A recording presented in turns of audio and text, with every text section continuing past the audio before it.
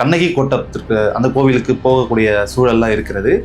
ரொம்ப நீண்ட நாள் காலமாகவே இந்த பாதைகள் போயிட்டு உள்ள எல்லை வழியா போயிட்டு வரணுன்ற சிக்கல் இருக்கு. அதற்கு அனுமதியெல்லாம் பெற வேண்டும்ன்ற கேரளா அரசோடு இந்த தமிழர்களுடைய அடையாளம் அப்படின்னு ஒன்று வரும்போது அதுல ஏன் இவ்வளவு மெத்தனை போக்கு? நீங்க 5வது வருஷம் இப்போ முதலமைச்சராக இருக்கீங்க. தமிழுக்கும் தமிழ் பேரை சொல்லி நீங்க முதலமைச்சராக வந்து உட்காந்து நாட்களில் உட்காந்துட்டு இருந்தீங்க. இது எப்போ பேச்சுவார்த்தை நடத்தி எப்போ செய்துட்டு இருக்கோம்? அதுக்கான வழியெல்லாம் நம்ம பக்கம் இருக்குன்னு நீங்கள் தான் முடிவெடுத்து எடுக்கணும். நம்ம இடத்த முழுக்க கேரளா படிப்படியாக ஆக்கிரமிச்சுக்கிட்டு டிஜிட்டல் சர்வே அப்படின்னு அவன் தொடங்குறான். அதுக்கு நீங்கள் இன்ன வரைக்கும் அப்ஜெக்ஷன் பண்ணாமல் இருக்கிறீங்க, எதிர்ப்பு தெரிவிக்காமல் இருக்கிறீங்க. வைக்கம் நூற்றாண்டுக்காக வேண்டி அந்த இடத்த மைக்கத்தில் இருக்கக்கூடிய அந்த பெரியார் நினைவகத்தை வந்து நீங்கள் புதுப்பிச்சு அதுக்கு ஒரு விழா வச்சு அதுக்கு ஒரு கொண்டாட்டம் நடத்திட்டு வரீங்க. என் கண்ணகிக்காக கொண்டாட்டம் நடத்த உங்களுக்கு நோவுதா? நீங்கள் யார் இந்த கேள்வி இங்கே வருதா இல்லையா? 1956 மொழி வழி மாநிலம் பிரிஞ்சு போன பிறகு நம்மகிட்ட கொடுத்த அன்வர் பாலசிங்கம் விவசாய சங்கத்தினுடைய தலைவர் பேட்டி கொடுத்துல இதுக்குன்னு ஒரு தனி பேட்டி அத்தியாயமே ஒதுக்கி கொடுத்துருக்கிறாரு. பாருங்க அந்த சிக்கல் எங்கே இருக்குது. அளந்தோம்னா நம்மக்கிட்ட நிறைய பகுதி நம்மக்கிட்ட தான் வருது. இவங்க அளக்காமல் ஒரு அரசியல் போக்கு, அதுதான் துரோகம்ன்றாரு. உங்கள் தந்தை பெரியாரவே மகா மட்டமாக கழிவு ஊற்றின கோஷ்டி தான் நீங்கள். அப்புறம் மற்றவனை எப்படி விட்டு வைப்பீங்க? கண்ணகி கோட்டத்துக்கு இப்போ தான் நீ கேரளா அரசுக்கிட்ட பேச்சுவார்த்தை நடத்தினா இன்னைக்கு தான் நீ அதிகாரத்துக்கு வந்தீங்களா?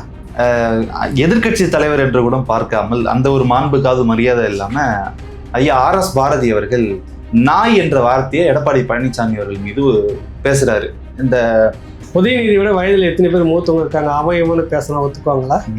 அரசியல் தான் 2 பேருமே, இவர் அவருக்கு ஒதுக்குவார், இவங்களுக்கு ஒதுக்கி வைப்பாங்க. தமிழனுடைய கண்ணகி கோட்டை மாதிரி இடங்கள்லாம் அப்படியே காணாமல் இருக்கணும். புரியுது இல்லை? இவங்க இதுக்குள்ளே போட்டி போட்டுக்குவாங்க இவங்க 2 பேரும். அதிமுக பாஜக கூட்டணியில் அந்த அரசு இருக்குதுன்றப்ப சிபிஐ பாஜக கண்ட்ரோல். அப்போ அதுக்கு கிரெடிட் வந்து பாஜக எடுத்துக்கணுமா, அதிமுக எடுத்துக்கணுமா, நீங்கள் எடுத்துக்கணுமா? நியாயமா பார்த்தா பாஜக. உங்களுக்கு இது சம்மந்தமே இல்லை, ஸ்டேட் போலீஸே இல்லையே, உங்களுக்கு ரோலே இல்லை. நீங்கள் வெற்றி விழா கொண்டாடுனா என்ன பண்ணணும்? ராகவ், அண்ணா பல்கலைக்கழக மாணவி விடைய இருக்குல்ல, இதை வந்து பகிரங்கமாக நடத்தி இந்த விஷயத்தை எல்லாமே எதிர்ப்பு தெரிவிச்சப்ப சிபிஐ வழக்கு வேணும்னு கேட்டப்ப சிபிஐக்கு போகக்கூடாதுன்னு அடம்பிடிச்சி நடத்திட்டு இருக்கிறீங்க நீங்கள். எங்க சிபிசிஐடியே போதும். செல்வி ஜெயலலிதா இருக்கும்போது காவல்துறை கிட்ட யாருன்னா மிரட்ட முடியுமா? அதிமுக காரங்களே மிரட்ட மாட்டாங்க. ஏன்னா அது அம்மா கண்ட்ரோல் இருக்கிற டிபார்ட்மெண்ட்டு, அவ்வளோதான் தொலைச்சிருவாங்க. அந்த பயம் இருந்துச்சு. இப்போ யாருக்குன்னா இருக்குதா? நீங்கள் வந்து பெண்களுக்கு நீங்கள் மட்டும் பேசிடக்கூடாதுன்னு சொல்கிறோம். உலகத்தில் யார் வேணாலும் பேசிட்டு போயிடும்.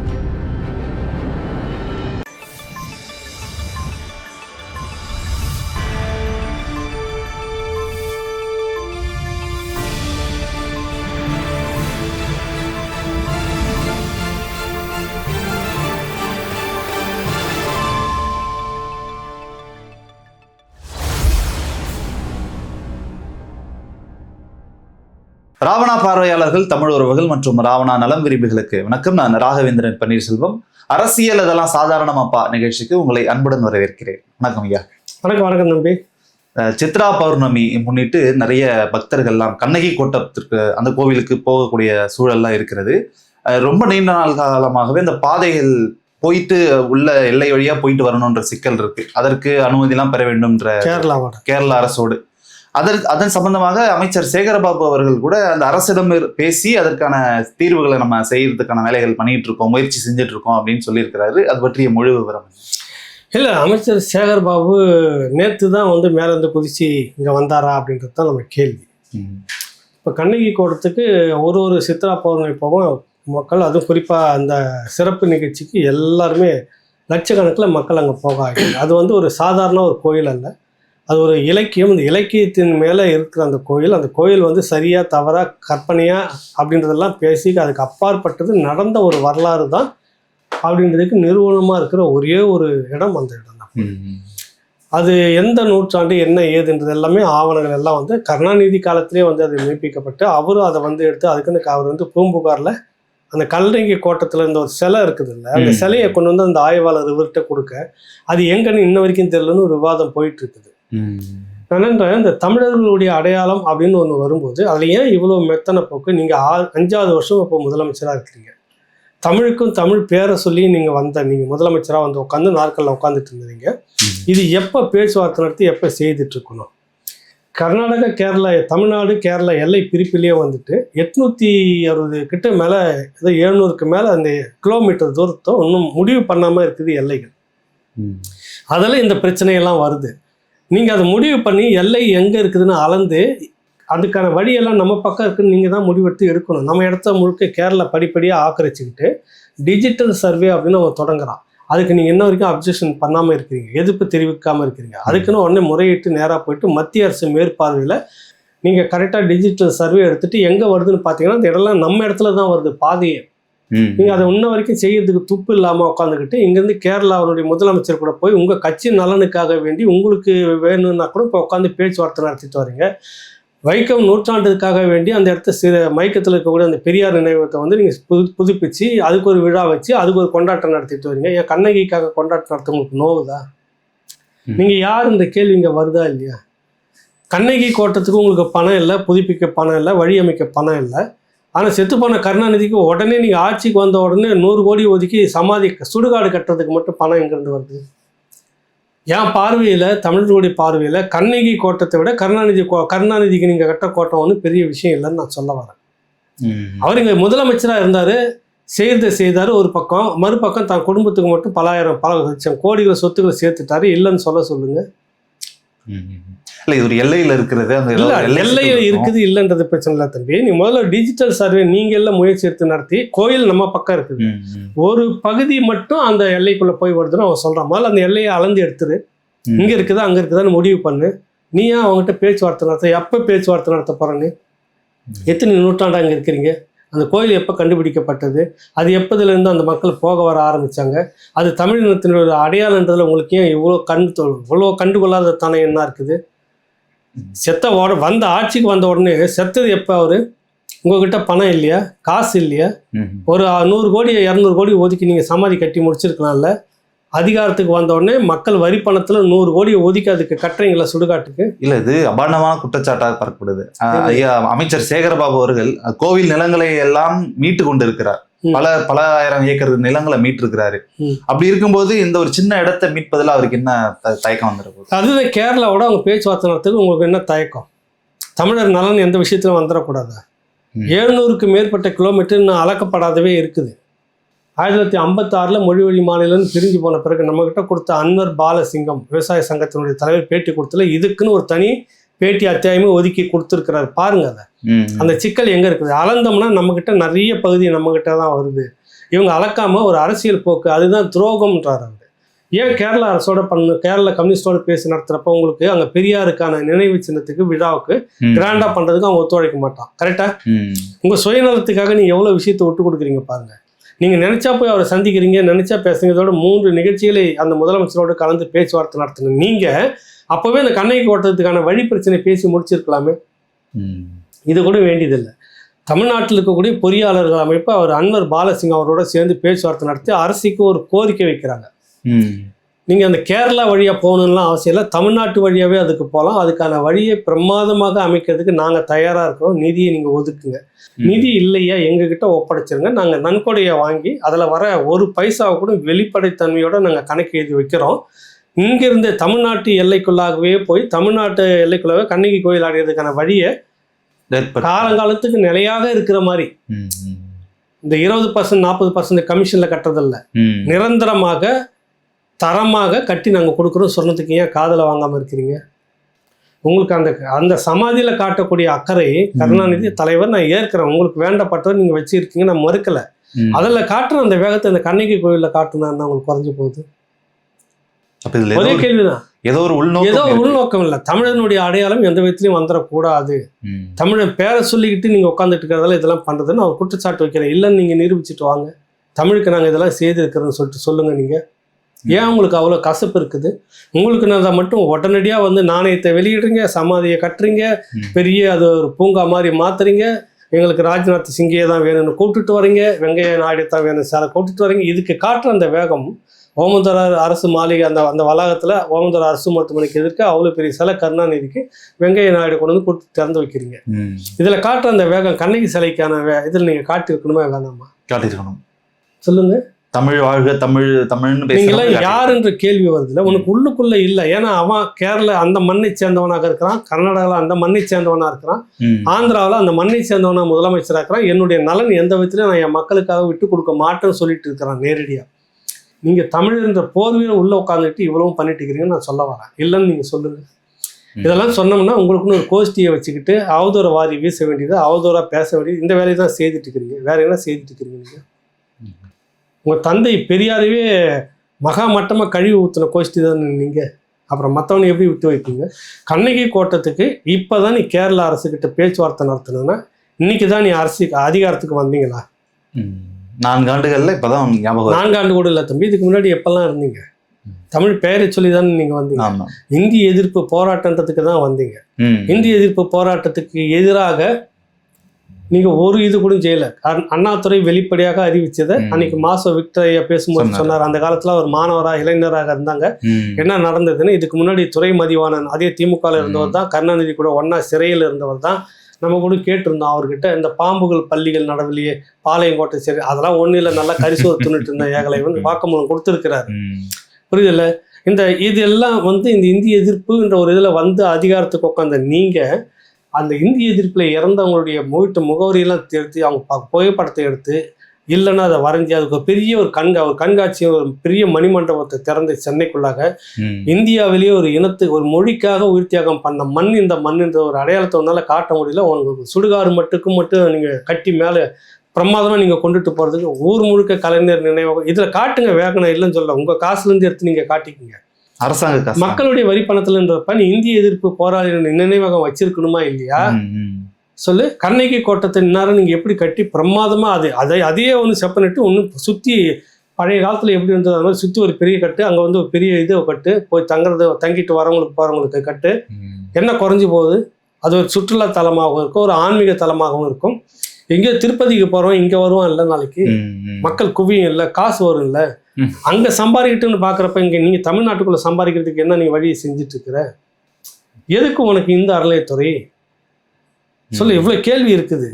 கண்ணகி கோட்டத்தை இந்த ஆண்டுகள் அடுத்து வர இந்த இதுக்குள்ளாக அது பெரிய அளவுல கட்டி முடிக்கப்பட்டிருக்கணும். நீங்க தொடர்ந்து இந்த மாதிரி ஏமாத்திட்டு இருந்தா மக்கள் மத்தியில நீங்க அந்நியர்கள் தான் அப்படின்றத அம்பலப்படுத்தி திரும்ப நீங்களே சொல்லிக்கிறீங்கன்னு அர்த்தம்.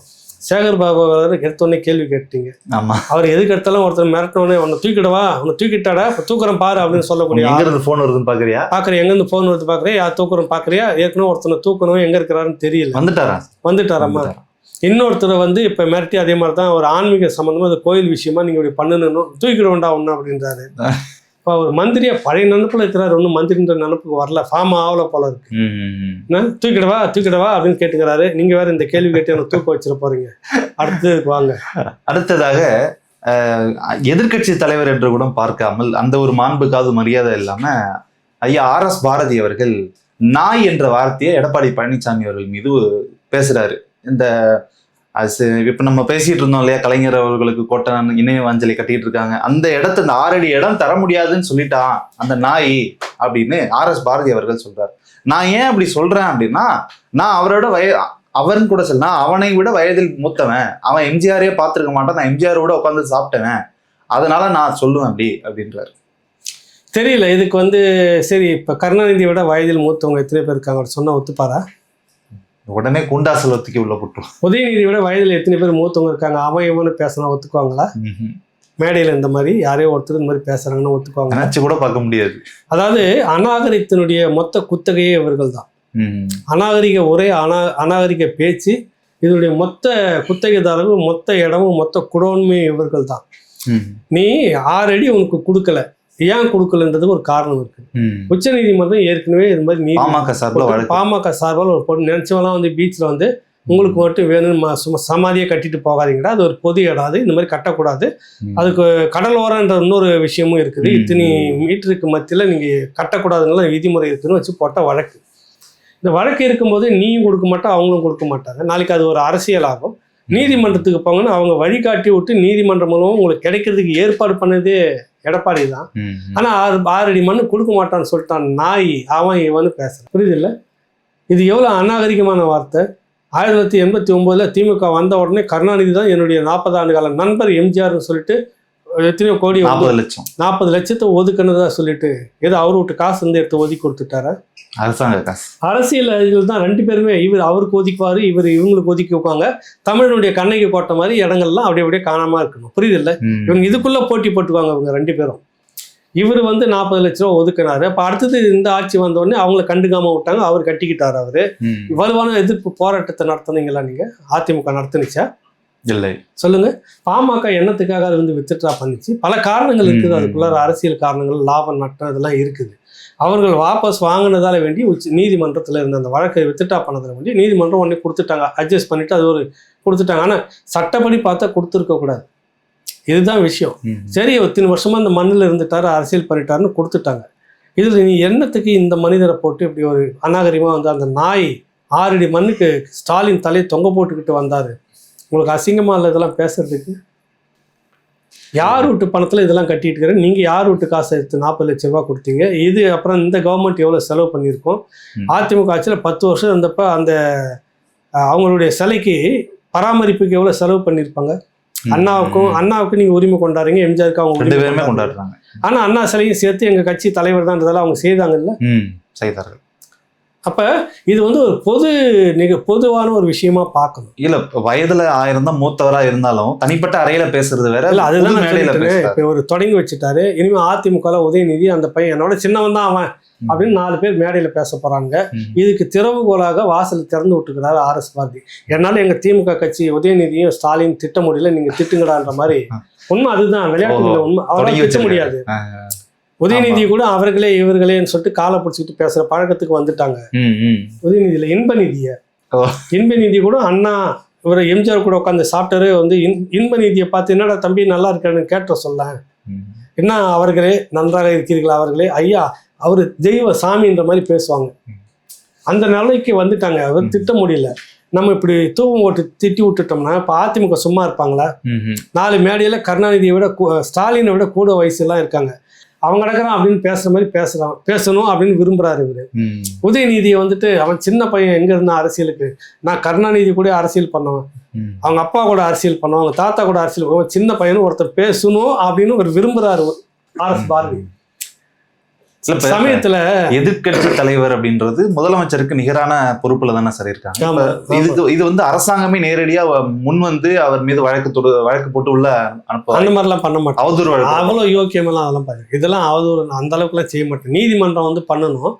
ஒரு நாகரிக அரசியலை நோக்கி நகரங்க அப்படிலாம் வந்து இருக்கக்கூடாதுன்னு பண்ணலாம். இந்த மாதிரி விஷயத்தெல்லாம் பண்ண மாட்டாங்க. இது ஒரு சில்லி விஷயம் தான். குறைந்தபட்ச கட்சி தலைவராக கண்டிப்பாரு அதெல்லாம் கண்டிக்க மாட்டாரு. ஆனா பதில் இப்ப வந்து ஆரம்பிச்சிருவாங்க இவங்க. எப்படி அதிமுக பதிலுக்கு ஆரம்பிச்சு அது பழிக்கு பழி அது மாதிரி உதயநிதியை சொல்லுவாங்க, ஸ்டாலின் சொல்லுவாங்க. அது சொல்லணும்னு விரும்பிட்டாரு. யாரு அவருடைய ஆசையை நம்ம நிறைவேற்றணும். RS பாரதியுடைய ஆசையை அதிமுக சொல்லி நிறைவேற்றணும்.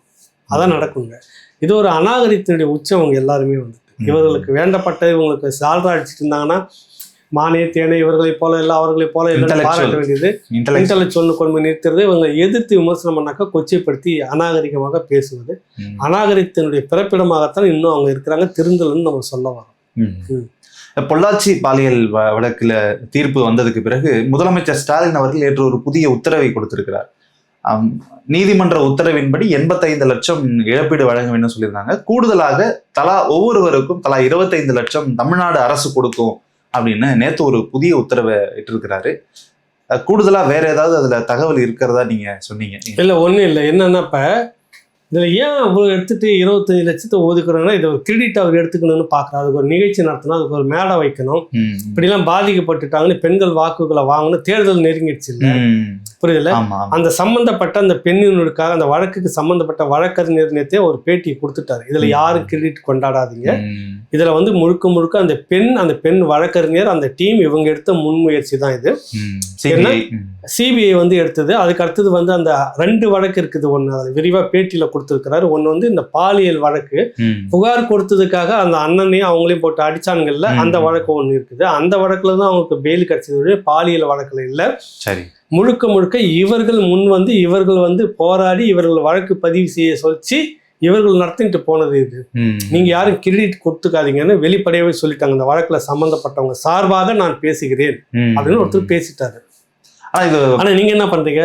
25 லட்சம் அப்படின்னு ஒண்ணு, அதாவது எந்த மாதிரி விஷயத்துக்கு நீங்க இதை சொல்லி இவ்வளவு தொகையை காமிச்சு இதுக்கு ஒரு விழா நடத்துவாங்க பாருங்க. விழுந்து தமிழ்நாடு முழுக்க விழா நடத்தி இவங்க கிரெடிட் இவங்க எடுத்து ஸ்டிக்கர் ஓட்டுற அரசியல் இது. 19 நடக்குது. சர்ச்சைகள் கிளம்புன உடனே தமிழ்நாடு அரசு அதை வந்து வழக்கு பதிவு பண்ணுது.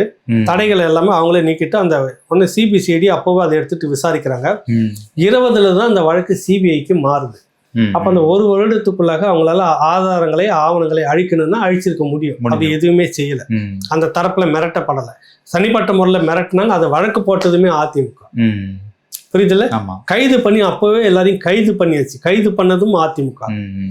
20 சிபிஐக்கு வந்தோடனே சிபிஐ வந்துட்டு அதிமுக பாஜக ஒன்னா இருக்குது. நீங்க தான் சொல்லுவீங்க சிபிஐ பாஜக கண்ட்ரோல்ல இருக்குதுன்னு. அவங்க எதனா தடுத்தாங்களா? இல்ல. எதனா முடக்கினாங்களா? ஆவணங்களை எதனா மறைச்சாங்களா? ஒண்ணுமே இல்லை. இந்த வழக்கு சிபிஐ அழிக்கப்பட்ட ஆவணங்களையும் ரிட்ரைவ் பண்ணாங்க. ரெக்கவரி பண்ணிட்டு எல்லாம் அதிமுக ஆட்சியில ரெக்கவரி பண்ணி எல்லாத்தையும் பண்ணதே அதிமுக ஆட்சியில தான் பண்ணுது. புரியுதுல்ல உங்களுக்கு?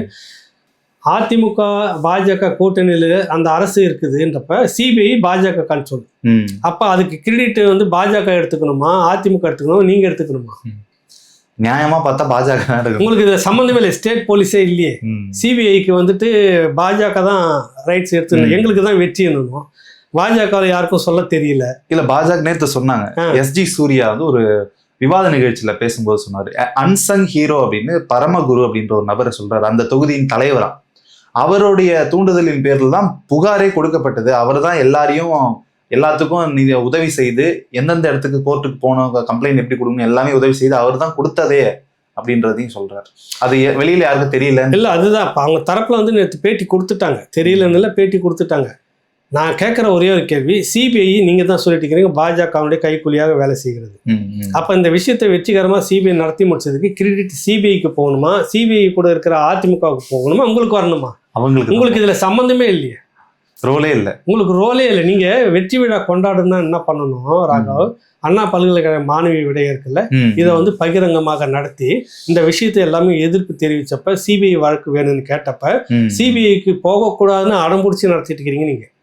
எங்க சிபிசிஐடியே போதும் அப்படின்னு சொல்லிட்டு அடம்பிடிச்சு நடத்திட்டீங்க. இந்த இதுல நியாயத்தை ஸ்டிக்கர் ஓட்டுற அரசியல் நீங்க பண்ணணும்னு நினைச்சீங்கன்னா அண்ணா பல்கலைக்கழக மாணவி விஷயத்த சிபிஐக்கு கொடுத்துட்டு இதுல ஜெயிச்சுட்டு அப்புறமா நீங்க கொண்டாடுங்க. அண்ணா நகர் போக்சோ வழக்குல வாதாடி சிபிஐ வேணாம்னு சொல்லியிருந்தீங்க. அது ஒரு சிறுமியோட விஷயம். அதாவது பெரிய தலைக்குனிவு. ஒரு சிறுமியை இந்த மாதிரி அங்கே இருக்க ஒரு டீமாக சேர்ந்து பயன்படுத்துகிறாங்க. பாதிக்கப்பட்ட அந்த பொண்ணு சார்பாக போயிட்டு அப்பா அம்மா போய் நிற்கிறாங்க. அவங்க எளிமையை பயன்படுத்தி நாள் முழுக்க காவல் நிலையத்தில் வச்சு நிர்வாணப்படுத்தி அசிங்கப்படுத்தி அடித்து நீங்களா வலுக்கட்டாயமாக வந்து அனுப்பிச்சிட்டு இருந்தீங்களா பொண்ணு அப்படின்லாம் பேச வச்சு அப்படிலாம் பெரிய அளவில் மன உளைச்சலுக்கு ஏற்படுத்தி அது வெளியில கசிஞ்ச பிற்பாடு அதுக்கு பிற்பாடு பெரிய போராட்டம் அழுத்தலாம் நடத்தி இவ்வளோ பிறகு கேஸ் ஃபைல் பண்ணதே லேட் பண்ணது நீங்க திமுக உங்க மாடல் அரசு. நீங்க வந்து பெண்களுக்கு பாதுகாப்பானவர்கள் நாங்கன்னு நீங்க சொல்லிக்கிறீங்க. வெக்கமா இல்லை? இது சம்பந்தமா திரும்பவும் உச்ச நீதிமன்றத்துக்கு போறப்ப வேணாம் அப்படின்னு சொல்லிட்டு அந்த சிறுமிக்கு எதிராக வேணாம் அப்படின்றதுக்காக மிக பெரும் வழக்கறிஞர் 40 லட்சம் 50 லட்சம் 35 லட்சம் வாங்குற அளவு அந்த வக்கீலை வச்சு நீங்க வாதாடுறது எவ்வளவு பெரிய வெக்கக்கேடு. நீங்க வந்து பெண்களுக்கு பாதுகாப்புன்னு ஸ்டிக்கர் ஓட்டுறது எந்த விதத்துல நியாயம்? கனிமொழி எங்கன்னா இருந்தாங்கன்னா மேடம் இருக்காங்களா கனிமொழி இருந்தாலும் கண்டுபிடிச்சி மேடைக்கு கொண்டுட்டு வாங்க.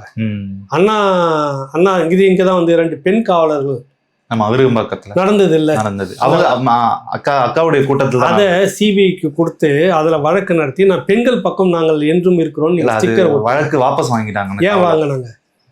அப்ப அதிமுக வழக்குல அதிமுக காலகட்டத்துல மிரட்டி வழக்கு வாபஸ் வாங்கப்படலை.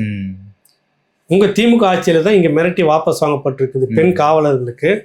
ஏன்னா நான் ஒரு வேற சிஎம்மா இருந்ததுன்னா என் கண்ட்ரோல்ல இருக்கிற காவல்துறை மேல கை வச்சுவேன். என் கட்சிக்காரனா இருந்தாலும் முதல்ல தூக்கி உள்ள போட்டிருப்பேன். செல்வி ஜெயலலிதா இருக்கும்போது காவல்துறை கிட்ட யாருன்னா மிரட்ட முடியுமா?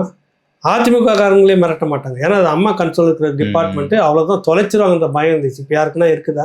இல்லையே. உன்னுடைய காவலர் 2 பெண் காவலரை கொச்சப்படுத்துறவங்க கட்சிக்காரன் நீ வேடிக்கை பார்த்துக்கிறீங்க. எதுக்கு உன் துறைக்கெல்லாம் நீங்க தலைவராக இருந்தீங்க, அந்த துறைக்கு நீங்க தான் தலைவர்னா எதுக்கு? உங்க ஆட்சி காலத்துல ஒரு சிறுமிக்கு வந்துட்டு அது இல்லைன்னு மறுத்து நீங்க உச்ச நீதிமன்றத்துக்கும் போயிட்டு அவமானப்பட்டது நீங்க தான்.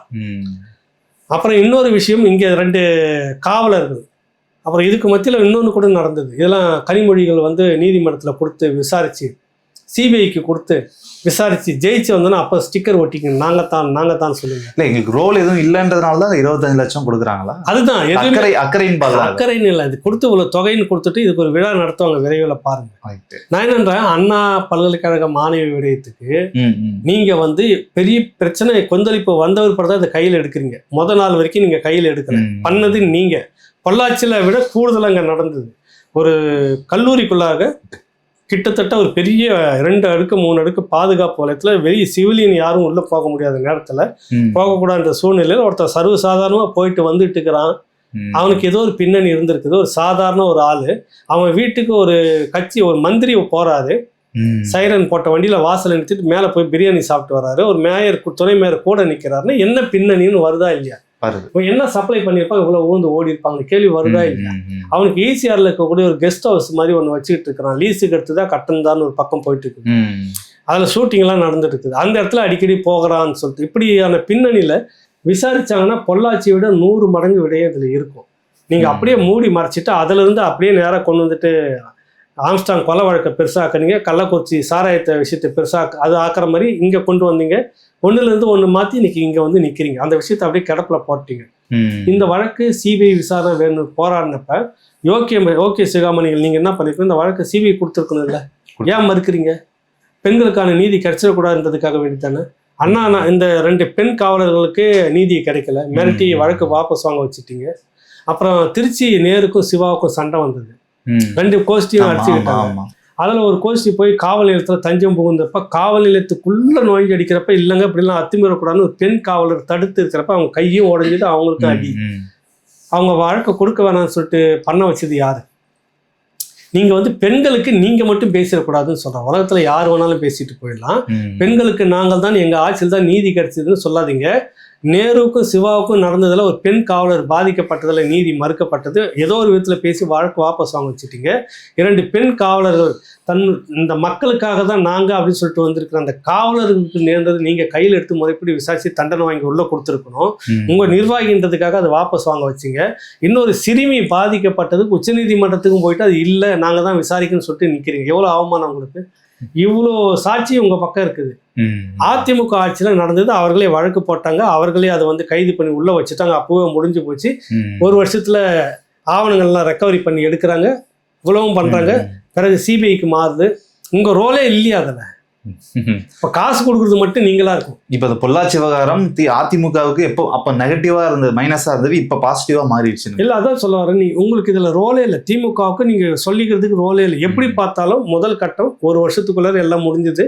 அடிப்படை விஷயத்தை முடிச்சு உள்ள கைது பண்ணி வச்சது அதிமுக அரசு. அடுத்தது பாஜக, அடுத்தது பிஜேபி, இது சிபிஐக்கு மாறுது. சிபிஐ நீங்க தான் சொல்றீங்க பாஜக கண்ட்ரோல்னு. பாஜகவும் இப்போ அதிமுகவும் கூட்டா இருக்குது. இப்பவும் கூட்டணி. அப்ப அந்த வெற்றிக்கு அவங்க தானே உரிமை கொண்டாடணும். நீங்க எங்க இதுல ரோலே இல்லையே உங்களுக்கு. திரும்ப கூட நீங்க கிள்ளி போடலையே. இது எப்படி? இது எனக்கு புரியலையே. இன்னொன்று அந்த வழக்கறிஞர் பேசும்பொழுது கூட எந்த கட்சிக்கும் இதுக்கு பொறுப்பு இல்லை. இன்னொன்னு இதுல பாதிக்கப்பட்டவர் குற்றம் சாட்டப்பட்டவர்கள் கூட ஒவ்வொரு கட்சியிலுமே இருக்காங்க. அதுக்குன்னு நம்ம இந்த கட்சியை தப்பா சொல்லிடக்கூடாது. எல்லா கட்சி சம்பந்தப்பட்டவங்களும் அதுக்குள்ள இருக்கிறாங்க. திமுக, அதிமுக எல்லாருமே அது காங்கிரஸ் எல்லாமே அதுக்குள்ள இருக்கிறாங்கன்னே சொல்றாங்க. அதனால இது வந்துட்டு ஏதோ சம்பந்தப்பட்ட முழுக்க அதிமுக காரன். அப்புறம் இன்னொன்று சொல்றாங்க, பொள்ளாச்சி ஜெயராமனுடைய பையன் புகைப்படத்தை போட்டு இவனை ஏன் விட்டார்கள். நான் 4 வருஷமா நீங்க தானே இருந்தீங்க, ஏன் விட்டீங்க? இன்னும் பிடிச்சு போட்டுருக்கலாம்ல. இதெல்லாம் இருந்திருந்தா என்னன்னா நீங்க எப்படிப்பட்டவங்கன்னு தெரியுது பாரு. ஒரு பக்கம் நாங்கள் தான் அத்தாரிட்டி பெண்களுக்கு அப்படின்னு சொல்றீங்க. 4 வழக்கை நம்ம உதாரணம் காமிச்சுக்கிறோம். இது இல்லாம தமிழ்நாடு முழுக்க போக்சோ வழக்கில் எவ்வளோ பாதிக்கப்பட்டு உள்ளே போயிருக்கிறீங்க, எல்லாம் நடந்திருக்கிறது. இதுவே இந்த திமுக அரசுக்கு தலைக்குறைவுன்னு எடப்பாடி முந்த நாள் தான் சொல்கிறாரு. இது வந்து எதையும் சுற்றி வளைச்சி பார்க்க போனால் பெண்களுக்கு நாங்கள் தான் பாதுகாப்புன்னு சொல்கிறது ஒரு பக்கம் இருக்குல்ல, அது நீங்கள் சொல்லக்கூடாது. நீங்கள் 4 வழக்கு இந்த மாதிரி பண்ணியிருக்கீங்க. அடுத்தது இந்த 25 லட்ச ரூபாய் எது கொடுக்குறேன்னா ஸ்டிக்கர் அரசியல் நடத்துவதற்காக கொடுக்குறீங்க. தேர்தல் நெருங்கும் போது அனாவசியமாக இந்த தீர்ப்பை ஒட்டி இவ்வளோ பணம் 8 பேருக்கு பாதிக்கப்பட்ட 48 பேர் 48 பேர் இல்லை, 48 சாட்சிகளை விசாரிச்சிருக்காங்க. புகார் கொடுத்தது எத்தனை பேருன்னு தெரியல, ரகசியமா தான் வச்சிருக்காங்க. 25 லட்ச ரூபாய் நீங்க கொடுக்க போறீங்கல்ல, அது வந்து மக்கள் வரி பணத்தில் எடுத்து கொடுத்து நீங்க அரசியலுக்காக பயன்படுத்த போறீங்கன்னு அர்த்தம். புரியுதுல்ல? நீதிமன்றம் சொன்ன பணத்தை நீங்க கொடுத்தா போதும், 85 லட்சம் நீங்க ஒதுக்கி கொடுத்து அதன் மூலமா ஒரு தேர்தல் ஆதாயம்னா இதான் ஓட்டு அரசியலை பயன்படுத்துற போக்கு இது. பதிலுக்கு என்ன பண்ணணும்? எதிர்த்தரப்புல அந்த சிறுமி ஒருத்தருக்கு பாலியல் தொந்தரவு, கூட்டு பாலியல், அது சிபிஐக்கு கூடாது, நாங்கள் தான் விசாரித்து ஊற்றி மூட போகிறோம்னு சொல்லிட்டு நீ பண்ணதுக்கு எதிராக சிபிஐ விசாரித்து நடவடிக்கை எடுக்கணும் உத்தரவு வந்துச்சு உச்சநீதிமன்றத்தில். அந்த வழக்கை நீங்கள் வந்து எதிர்த்தரப்பில் அவங்க மேடை போட்டு பேசணும். அண்ணா நகர் காவலர்கள் விஷயத்த பேசணும். நேருக்கும் சிவாவுக்கும் அந்த பிரச்சனை பாதிக்கப்பட்ட விஷயத்த பேசணும். எதிர்த்தரப்பு பேசணும், நீங்கள் இப்படிப்பட்ட ஆளுங்கப்பா அப்படின்னு. பாட்டாளி மக்கள் கட்சி மாநாட்டுக்கு பிறகு பல்வேறு விவாதங்கள் வெடித்திருந்தது.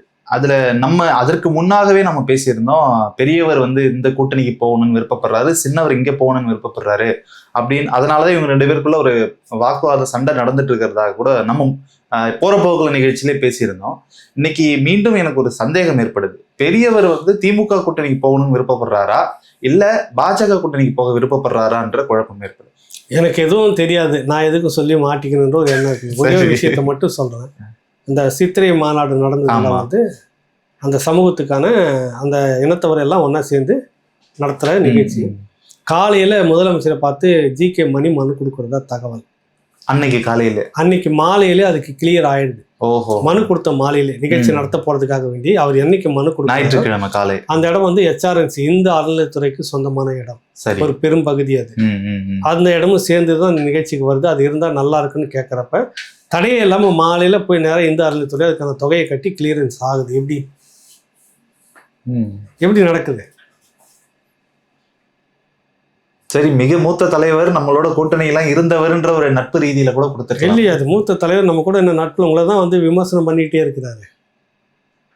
சொல்லுங்க, என்ன அந்த மேடையில கூட சதி செய்தார்கள்னு சொல்றாங்கல்ல, இடஒதுக்கீடு கொடுத்தாங்க அதிமுகவில் எங்களுக்குன்னு, அதை வந்து சிலர் சதி செய்துட்டாருன்னு அன்புமணி அவர்கள் பேசுறாங்கல்ல.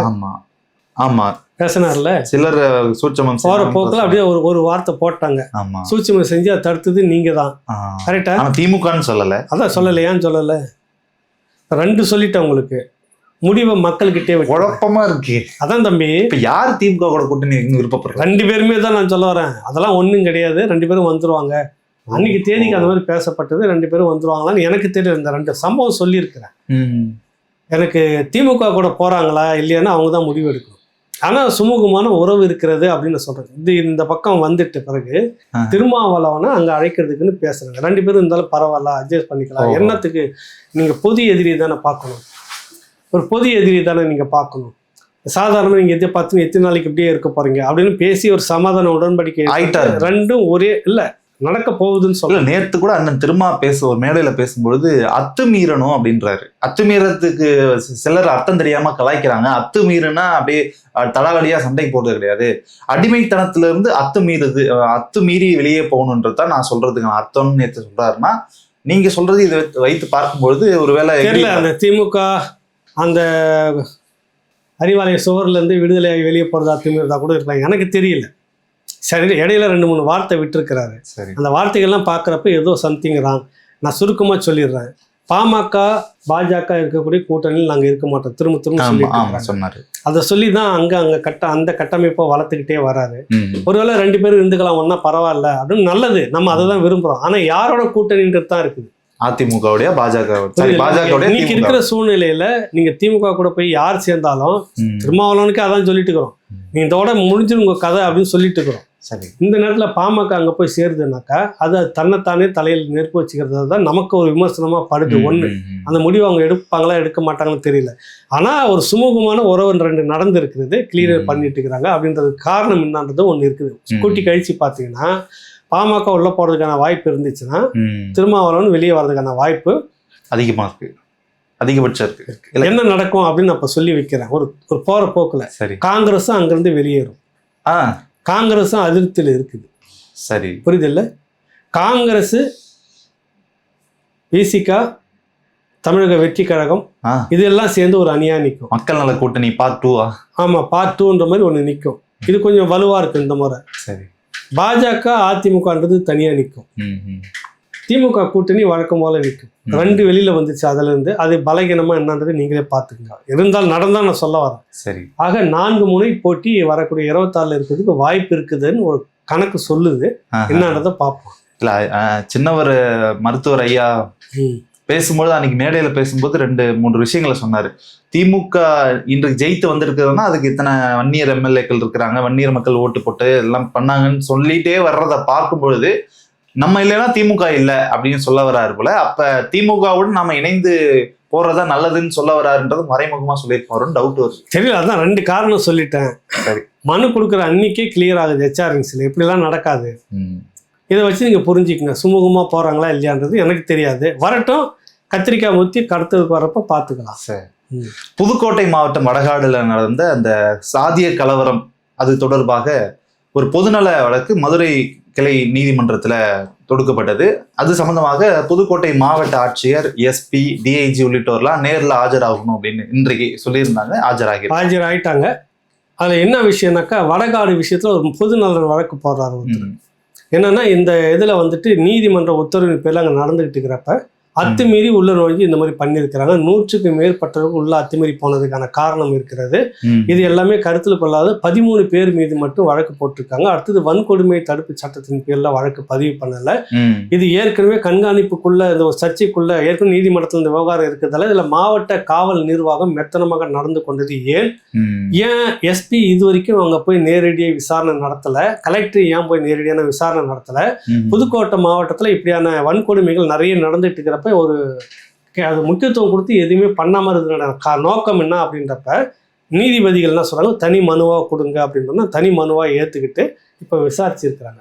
இதை வந்துட்டு 100க்கு மேற்பட்டவர்கள் கூட்டமாக நுழைஞ்சு போனதுக்கான எவிடன்ஸ் எல்லாம் இருக்குது. அத்துமீறி உள்ள நுழைஞ்சு போய் இவர்கள் தான் தாக்குதலை நடத்தி இருக்கிறாங்க. ஆனா அவங்க வந்து ஒம்பு பண்ணதா சொல்லியிருக்காங்க. இதெல்லாம் விசாரிக்கப்படவே இல்லை. நீதிமன்றத்தின் மேற்பார்வையில் இதெல்லாம் விசாரிச்சு நடவடிக்கை வந்து எஸ்பி, கலெக்டர், டிஐஜி இந்த 3 பேர் என்ன பண்ணாங்க, இது 3 பேர் வந்து விளக்கம் கொடுங்கன்னு சொல்லிட்டு இன்னைக்கு கேட்டு விசாரணை நடத்துது. இது எங்க போய் முடியும்னு தெரியல. இது வந்து இந்த அரசுக்கு மிகப்பெரிய ஒரு பின்னடைவு.